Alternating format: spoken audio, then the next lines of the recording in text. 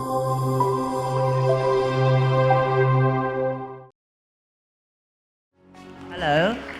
Hi. Good evening. Um, Thank you for having me here, TED Talk, and thank you all for your time. I know it's been a Sunday, and for a Sunday like this, shouldn't be here, but nevertheless, thank you all. Another applause for all of us. So, my name is Miu Amazing. I am a music producer, a songwriter, and a singer. I'm 35 years old, single, just in case. Anyway. No, but it's been a pleasure to be here, actually, and thank you for all of the team for helping me. As you can see, we have prompters here, and we have a slide. You know, I'm old, so I need help. Anyway, so anytime you see me, glazing over these places, you know that I'm old, okay?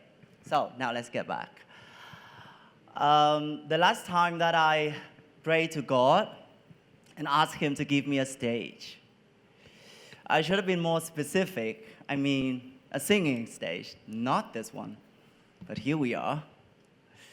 But I'm kidding. I love every kind of stage, although I admit that giving a speech on a TED stage like this was never on my bucket list. But you know what? Maybe this is exactly the kind of stage we need right now, which is a stage to talk about something deeply connected to the era that we're living in. We're living in what I call the era of rising. Kỷ nguyên vương mình, the era of rising. Very mindful, very demure, isn't it? Vietnam is shifting. The world is shifting. Opportunities are opened up wider than ever, but so is the pace. The world is moving fast, faster than we've ever seen.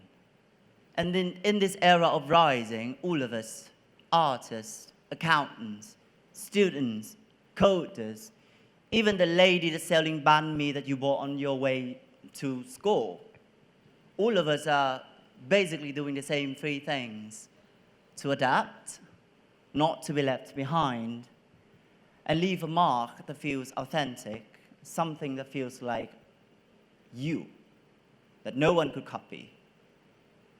And today I want to talk about things which can be the key that helps you solve those problems in this new era.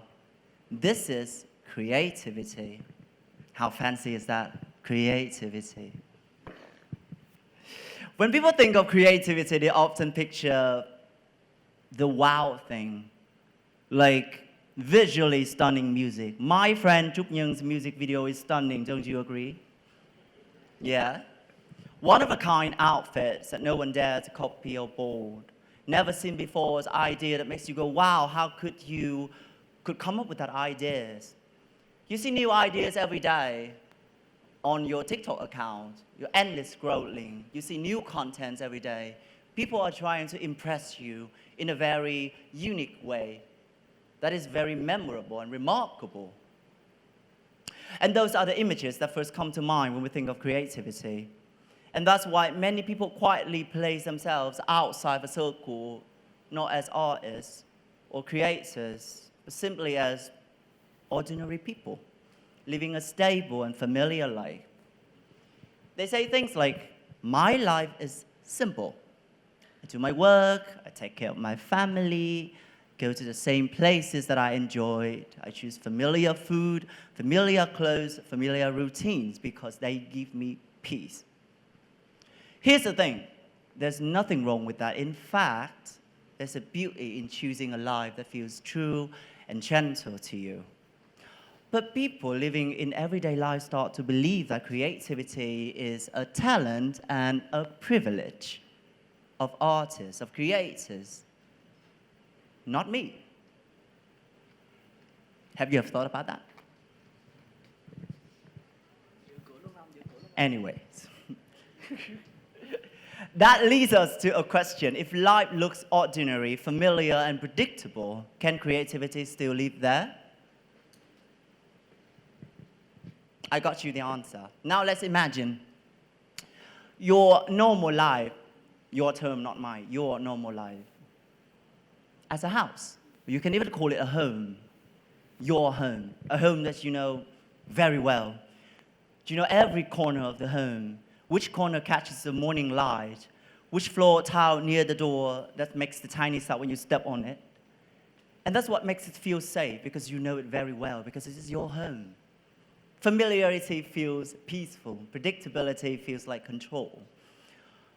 But here's the thing. When you live long enough inside that house, something begins to shift. And when you start noticing that, you begin to understand why things happen the way they do. You start to notice something new from something you've seen 1,000 times before and take advantage of it. For instance, you understand which window corner has the best morning light each season, and then you prepare a working station near there. Or you could use sounds of the broken tile as a doorbell by pressing it every time you come home. You turn a housing problem into something fun and unique. And my friend, that is when awareness begins, which sparks creativity. And those perceptions originate in your own ordinary home. And from that awareness, the awareness of your everyday life, the life that you feel boring, the life that you feel normal, you start to see something that you've never seen before. That's how creativity appears. Because creativity doesn't always mean creating something new from thin air. Sometimes it's just simply seeing the old with a new perspective. I've got an example. When my song Thì came out 10 years ago in 2014, have you ever heard of that song? And the rest of you? Just go home, listen to it, I'll be back. When my song Thì came out, people imagine I wrote it in some poetic heartbreak scenes, especially the line, the famous quote that I still have a tattoo over here, because I really loved it. The famous quote goes like this: yêu thương gì đâu chỉ toàn thấy lưng nhau. You know that, right? But the truth is, let me tell you a story about that quote. That day, I had only 2 hours left before a studio session. I was lying there, I was stuck, out of ideas. And then the song is unfinished. I couldn't go to the studio because the song is unfinished. Then I turned my head and I saw my friend sleeping. His back is facing me. It's just a back.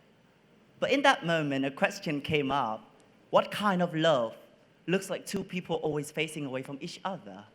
What kind of a distant love feels like? And that's when the line appeared. And fun fact, the back is my friend Trúc Nhân. So basically, he inspired me to write the song just by lying his back against me. You see how miracle is that? By just observing something very familiar. So what it means is that when you look at something familiar from a new perspective, you open up a new direction. But also people could counter me. Like, what if I don't find a new perspective? What if I just end up doing what everyone else has done? Oh, don't worry about that. I got you covered. My very first music teacher, singer Mỹ Linh, 10 years ago, she said something like this: no one begins without inheriting on someone else's foundation. Không ai có thể bắt đầu mà không từ cái nền của một người khác. That's the point. Now I understand it. To break the pattern, you must first see them, observe them. To be creative, you must first live inside the pattern. You live inside your comfort home. Where's my home? You must first live inside of it long enough to understand the pattern. And finally, you must understand the pattern deeply enough to start questioning them why, and questioning yourself how to react differently with what I already see every day. You know, people know me now as Miu Amazing, with my own voice, my own identity, my own style of music. But before that, I was just an imitation machine, literally. I started writing songs in 2007. But way until 2014, my first official single was released. And during those early years, what did I do? I imitate everything. I studied the composers that I adored. I printed out their lyrics. I analyzed their chord progressions like math homework. I played their songs and paused after every line, asking myself that, why that note, why that word? What emotion made them choose this rhythm instead of that one? What must they have seen in life to write like this? I analyzed them like a machine. I wasn't trying to be them, don't get me wrong. I was trying to understand the house that they're living in, about their cultural lens, their emotional structure, their logic of how beauty works. To the extent that one day I played an early demo to one of them, and he listened, he looked at me and he said, why does this feel like I wrote it? And I said, correct, because I copied you, honey. Of course, those songs I made back then were never released. They were just exercise for me to practice, to train my ears, my instincts, my craft. Another example is like when you learn to paint. Before you can sit in a room and paint something exists in your mind, you have first to learn to observe and replicate what's in front of you. You start copying lines, study how color blends, how shadow falls, how light hits the surface and changes everything. At first, it feels like a copy. But slowly, as you trace the patterns of others, you begin to understand the logic behind them, the choices, the rhythm, the emotion, the colors. You understand everything. And then one day you stop imitating. You start to tilt things.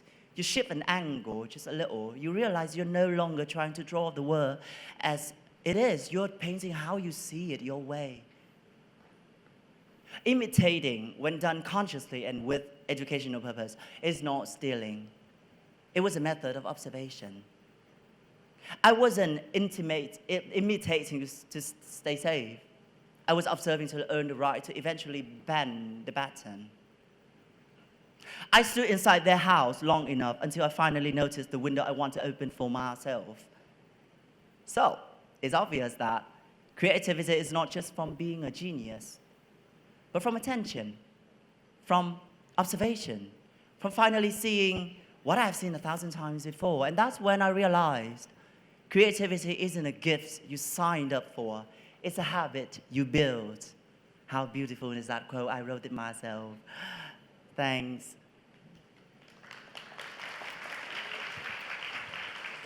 I love that. Thank you. Now, when you observe just a little deeper, when you ask one more question, when you stop living on autopilot and actually notice your own life again, that tiny shift in perspective is when creativity starts to breathe. And in a world rising this fast, that ability of observe, not just repeat, observe, isn't just artistic, it's strategic. It's something you have to plan. It's a habit. Creativity isn't about a rare personality. It's a skill that everyone can master. I guarantee you, 10 years of doing music industry is a skill, okay? Don't get me wrong, not everyone needs creativity to survive. But if creativity can help you rise further, adapt faster, and leave a mark that feels truly yours, why not at least give it a try? It's free, after all. So how do we start? How do we start being more creative and starting to have a room for creativity to bloom? The answer for me is practicing observation. Not just seeing, but observing. Let's ask why one more time than you normally would. Why do you like this song? Why do you like this outfit? Why do you like this coffee shop? What makes you comfortable about a certain thing and what makes you uncomfortable about a certain thing? Try to be very detailed about how you feel. You know, people usually just say how they feel without really explaining why they feel about that. That's important. Awareness is important because reflecting on how you feel really contributes to how conscious you are about everything around you. Every why you ask is a small exercise for your creative muscle. It's not about chasing what's new. It's about seeing what's already there more deeply. How that affects you on an emotional and personal level. And that also is how I approached when I took on the role of music director for Miss Cosmo 2024. That I bet you have heard about Miss Cosmo 2024, and later on we have Miss Phương Linh as a final guest, I guess. I would love to meet her. But yeah, let's get back to Miss Cosmo. People said the music of Miss Cosmo is bold, fresh, catchy, unexpected.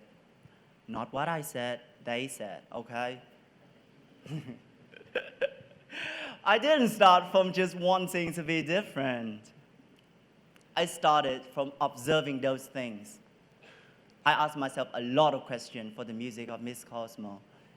Number one, what music do everyone already expect from a beauty pageant, especially the evening gown section? They expect a slow bass, romantic. Just keep the music on, please. This is what they expect, okay? They expect slow pace, romantic, soft music background, something feel luxurious, something feel elegant. That is what they expect from a beauty pageant, especially the evening out section. And then I asked myself, number two, what music genre do they feel catchy and obsessed with psychologically? To answer this question, I spend a lot of time on the platform that you guys also spend a lot of your time there too, TikTok. This is what I listen to. I love this. This is my inspiration for making Miss Cosmo music. I watch every trending music sound and see how you react with those. Every repost you hit showed me that you're interested in that kind of music. I don't need to be creative at that time. I just need to be aware. Yeah. Are we out of time? It's okay. And from there, from observing what I already know about what you guys want and then what the competition wants, I gathered these two pieces of information that I already learned. And I start questioning myself, why does beauty always mean you have to work gracefully to a slow pace of romantic music? Why can't elegance work with fire? And those questions open a door to a new version of an Italian folk song, Bella Ciao. My rendition of Bella Ciao was born not as rebellion, but as a redirection. I didn't break the tradition. I simply tied to it to show that modern women are just not soft. They're also fierce, radiant, and unforgettable. I simply make the music just like I'm doing a TikTok trend, but with full intention of doing a complete piece of art. And that's why you have the song with a beautiful message mixing with a brand new style of music, the production that could follow you from the stage to the gym. And that is my version of Bella Ciao.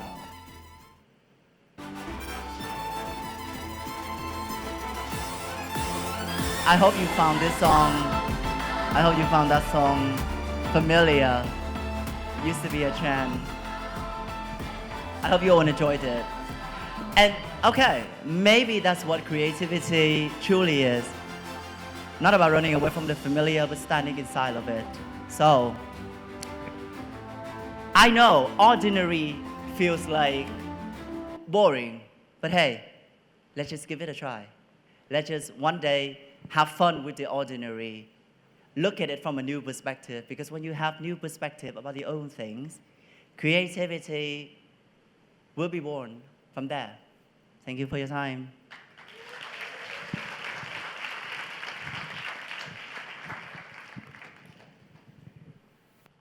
Oh